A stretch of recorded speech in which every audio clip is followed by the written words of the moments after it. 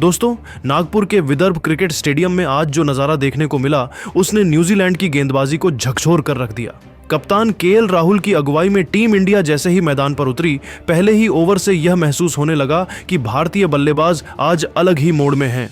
यशस्वी जायसवाल ने अपनी पारी का पहला दमदार शॉट खेला और उसी पल संकेत मिल गया, आज नागपुर में रनों की बारिश होने वाली है। उनकी हर हिट में ताकत, आत्मविश्वास और बेखौफ क्रिकेट की झलक साफ दिख रही थी। दूसरे छोर पर मौजूद रोहित शर्मा ने अपने क्लासिक अंदाज में खेलना शुरू किया। फील्ड सेटिंग चाहे जैसी हो, रोहित के शॉट्स सीधे उसी जगह पहुंचते थे जहां गेंदबाज बिल्कुल नहीं चाहते थे। Cover drive, pull shot, straight छक्के, हर स्ट्रोक इतना शानदार कि कीवी गेंदबाज बस सिर हिलाते रह गए।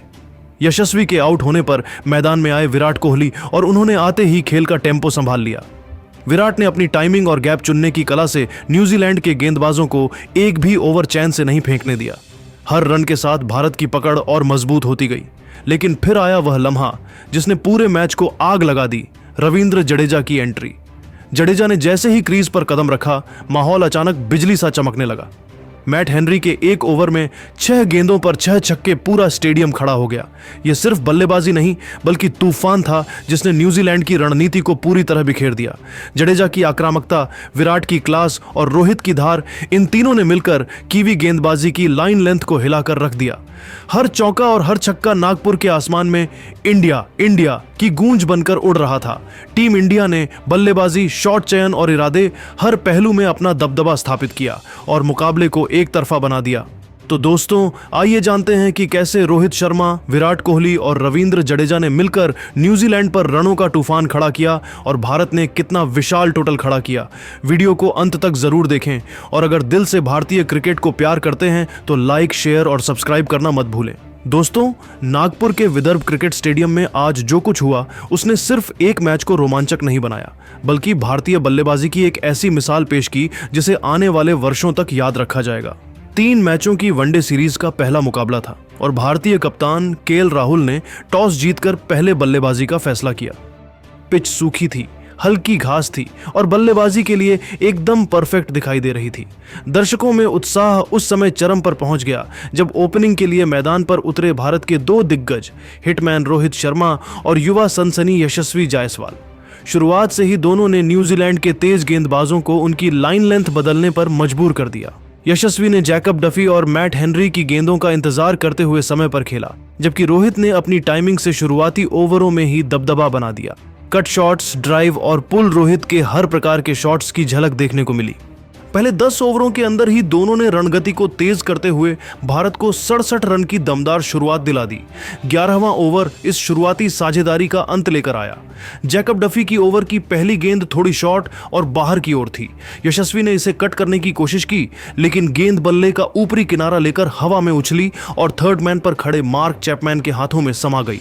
यशस्वी 35 गेंदों में 28 रन बनाकर आउट हुए, पर उन्होंने टीम को मजबूत शुरुआत जरूर दी थी।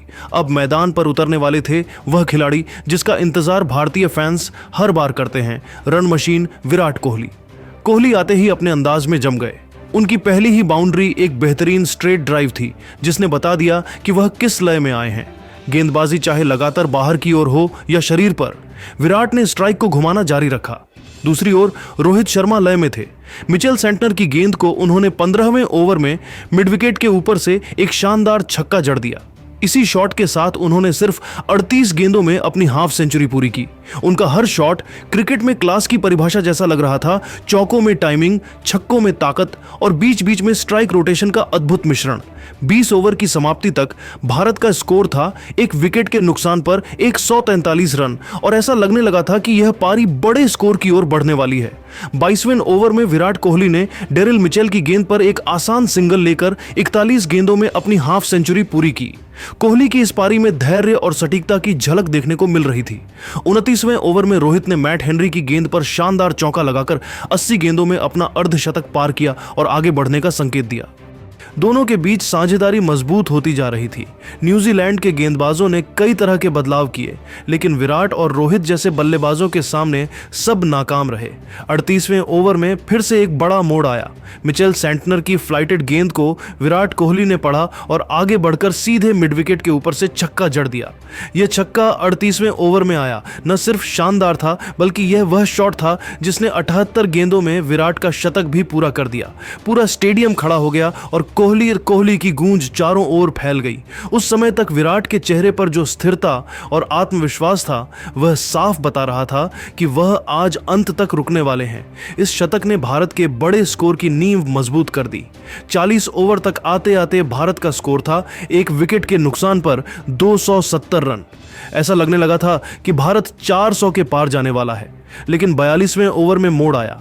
जैकब डफी की गेंद पर रोहित ने एक बार फिर छक्का लगाने की कोशिश की, लेकिन गेंद ठीक से बल्ले पर नहीं आई और डीप मिड विकेट पर कैच दे बैठे। रोहित ने 117 रन बनाए, जिसमें उनके 11 चौके और 5 छक्के शामिल थे। उनका आउट होना निश्चित तौर पर न्यूजीलैंड के लिए राहत थी, लेकिन भारत की स्थिति बहुत मजबूत थी। रोहित के आउट होते ही कप्तान केएल राहुल बल्लेबाजी करने आए। राहुल ने आते ही डफी की गेंद पर शानदार छक्का लगाया, लेकिन अगले ही गेंद पर वह कॉट एंड बोल्ड आउट हो गए। ये भारत के लिए एक छोटा झटका जरूर था, लेकिन रणगति नहीं रुकी, क्योंकि अब क्रीज पर आए रविंद्र जडेजा ने आते ही विराट का साथ निभाना शुरू किया और रणगति को तेज बनाए रखा। 45 ओवर खत्म होते भारत का स्कोर था 3 विकेट के नुकसान पर 330 रन और असली आतिशबाजी अभी बाकी थी। 48वें ओवर में पूरे मैच का सबसे बड़ा और सबसे तूफानी पल आया। रविंद्र जडेजा का 6 गेंदों पर 6 छक्कों वाला ओवर। न्यूजीलैंड के प्रीमियम तेज गेंदबाज मैट हेनरी गेंदबाजी करने आए। पहली गेंद ऑफ स्टंप के बाहर थी। जडेजा हल्का सा आगे बढ़े और गेंद को हवा में उड़ाते हुए डीप कवर की ओर छक्का मार दिया। भीड़ पहले ही पागल हो चुकी थी, लेकिन जडेजा ने अभी शुरुआत ही की थी। दूसरी गेंद इस बार थोड़ी शॉर्ट थी और जडेजा ने बैकफुट से खड़े खड़े पुल शॉट खेलकर गेंद को स्क्वायर लेग के ऊपर से स्टैंड्स में भेज दिया। तीसरी गेंद फुल लेंथ और जडेजा ने इसे सीधे लॉन्ग ऑफ के ऊपर से भेज दिया। 3 गेंद 3 छक्के, भीड़ उबल चुकी थी। चौथी गेंद पर हेनरी ने स्लोअर गेंद फेंकी, लेकिन जडेजा ने उसे भांप लिया और कदमों का इस्तेमाल करते हुए गेंद को मिड विकेट के ऊपर से फिर से छक्के में बदल दिया। 5वीं गेंद यॉर्कर डालने की कोशिश, लेकिन जडेजा ने उसे नीचे से उठाकर सीधा साइड स्क्रीन पार भेज दिया। अब पूरा स्टेडियम खड़ा होकर सिर्फ जडेजा का नाम ले रहा था।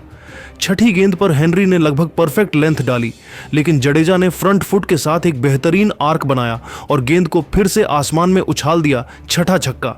1 ओवर 6 गेंद 6 छक्के, मैच पूरी तरह जडेजा के नाम हो चुका था। अंत में भारत ने 50 ओवर में 423 रन बनाए। विराट कोहली 106 गेंदों में नाबाद 179 रन बनाकर लौटे, जिसमें 8 छक्के और 13 चौके शामिल थे। जडेजा ने मात्र 23 गेंदों में नाबाद 78 रन ठोके, 8 छक्के और 6 चौके। यह पारी एक बयान थी कि भारतीय बल्लेबाजी की ताकत दुनिया में किसी से कम नहीं। 424 रनों के पहाड़ जैसे लक्ष्य का पीछा करने उतरी न्यूजीलैंड की शुरुआत बिल्कुल डरावनी रही। पारी के पहले ही कुछ ओवरों में प्रसिद्ध कृष्णा की स्विंग ने कीवी बल्लेबाजों की नींव हिला दी। डेवोन कॉनवे और सचिन रविंद्र दोनों अपने अपने विकेट सिर्फ 10 रनों के भीतर गंवा बैठे। इसके बाद केन विलियमसन और टॉम लैथम ने संभलकर खेलते हुए 50 रनों की साझेदारी की, लेकिन यह साझेदारी ज्यादा देर टिक नहीं सकी। 12वें ओवर में कुलदीप यादव ने लगातार 2 गेंदों पर विलियमसन और लैथम को आउट कर न्यूजीलैंड की कमर ही तोड़ दी।